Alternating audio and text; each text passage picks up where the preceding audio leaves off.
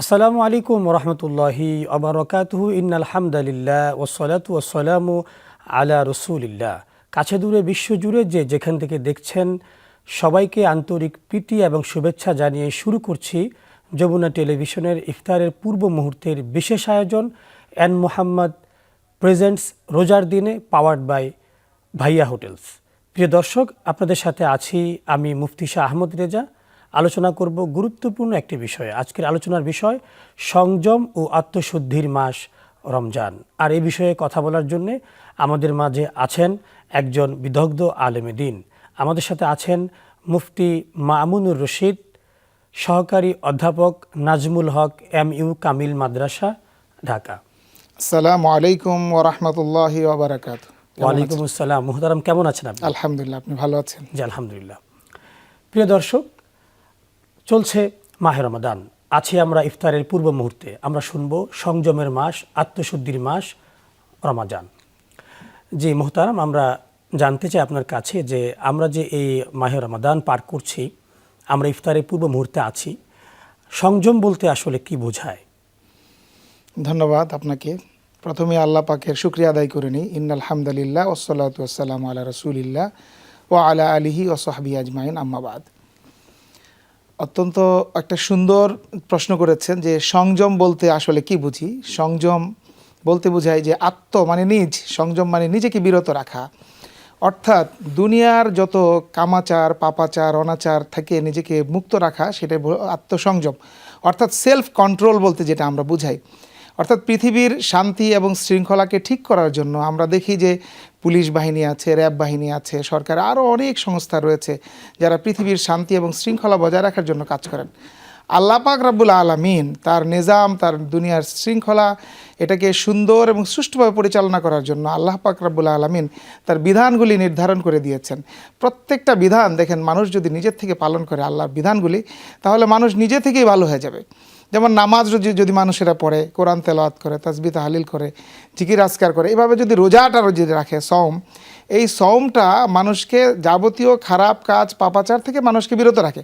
যেমন ধরেন আমরা যদি একটু বুঝি তাহলে দেখতে পাই যে রোজার দিনে মানুষ খানা থেকে বিরত রইল, পানাহার থেকে বিরত রইল, এটা কিন্তু হালাল। অন্য সময়ের জন্য রোজা খাওয়াটা হালাল, কিন্তু যে জিনিসগুলি হালাল নয়, যেমন হারাম যে জিনিসগুলি আছে, রোজার দিনে আমরা হালাল জিনিসগুলোই আল্লাহর নির্দেশে বিরত থাকছি।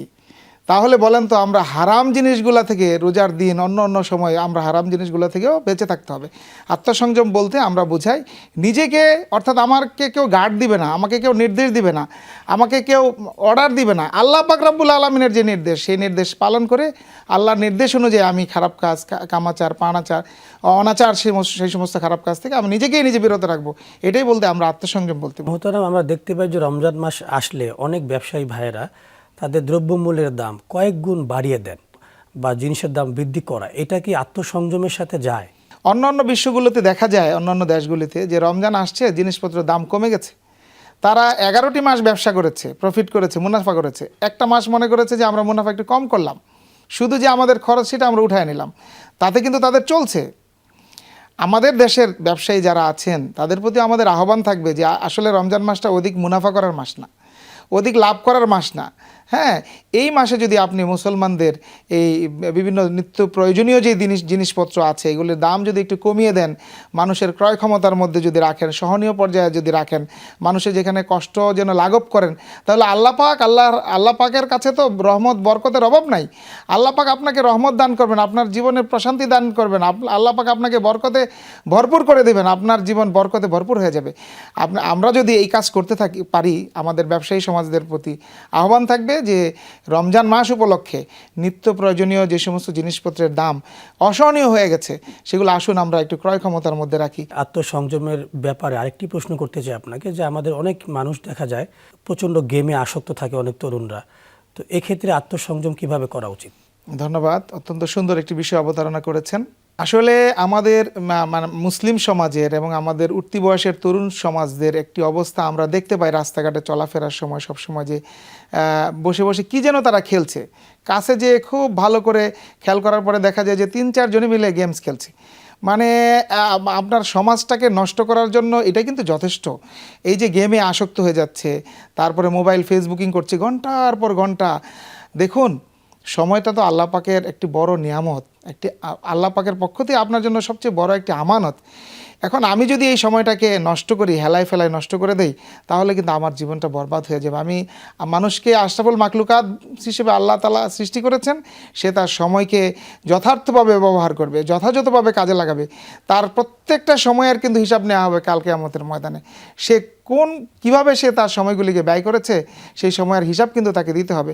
যারা সময়কে অবহেলায় নষ্ট করছেন, তাদের প্রতি রমজান মাসে আমাদের আহ্বান থাকবে। রমজান মাসে মুসল্লিরা অলরেডি মসজিদে ভরে গেছেন, ফজরের নামাজে উপচে পড়া ভিড় আমরা দেখতে পাচ্ছি, তারাবির নামাজগুলো তো ভিড় দেখতে পাচ্ছি। যদিও 10-15 রোজার পরে ভিড় অনেকটা কমে যায়, হ্যাঁ, এবং রোজা আমাদের কবুল হলো কি না, আমাদের আমলের সলেহাগুলো কবুল হলো কি না, এটা কিন্তু আমরা বুঝতে পারবো কখন, যখন আমরা যে আমলটা করলাম, এই আমলটা যদি রমজানের পরেও যদি কায়েম থাকে, চলতে থাকে, তাহলে আমাদের বোঝা যাবে যে আমাদের রমজানের রোজাগুলি কবুল হয়েছে। আমাদের যুব সমাজের প্রতি আহ্বান থাকবে, আসুন, আল্লাহ পাক তো আপনাকে ভিডিও গেমস খেলার জন্য এবং মোবাইলে ফেসবুকিং করার জন্যই আপনাকে সৃষ্টি করে নাই। আপনি আশরাফুল মাখলুকাত, সৃষ্টির সেরা জীব। আল্লাহ পাক বলেছেন, ওমা খালাকতুল জিন্না ওয়াল ইনসা ইল্লা লিয়াবুদুন, আমি মানুষ এবং জিন জাতিকে আমার ইবাদতের জন্য সৃষ্টি করেছি।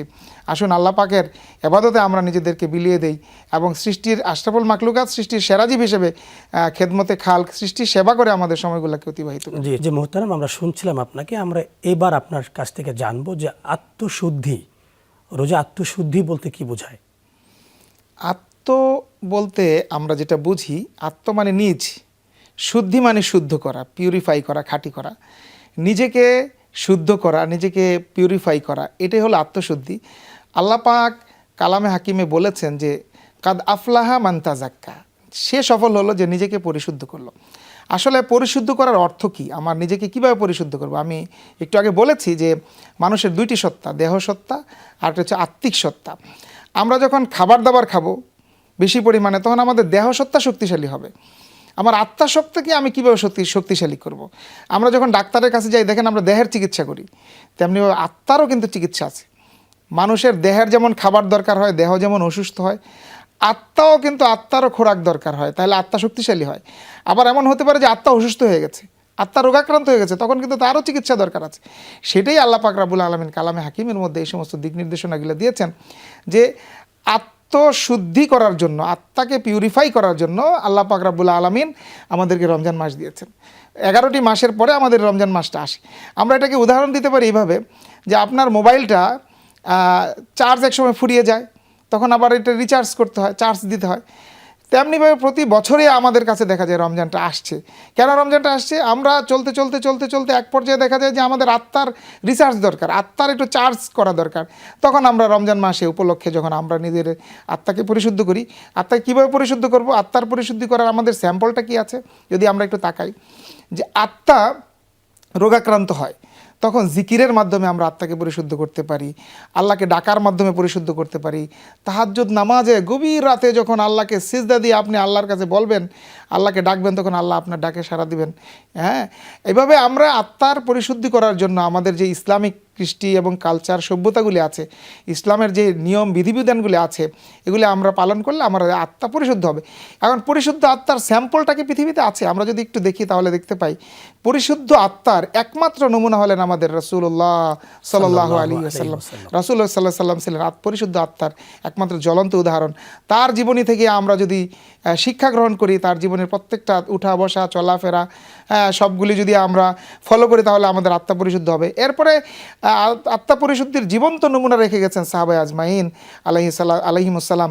তাদের জীবনী যদি আমরা অনুসরণ করি, তাহলে আমাদের আত্মা পরিশুদ্ধ হবে। হ্যাঁ, তাহলে আমাদের উচিত আত্মা পরিশুদ্ধ করার জন্য প্রথমে কালামে হাকিম তেলাওয়াত করা, সেটা বোঝা আল্লাহ পাক কী আমাদের নির্দেশ দিয়েছেন।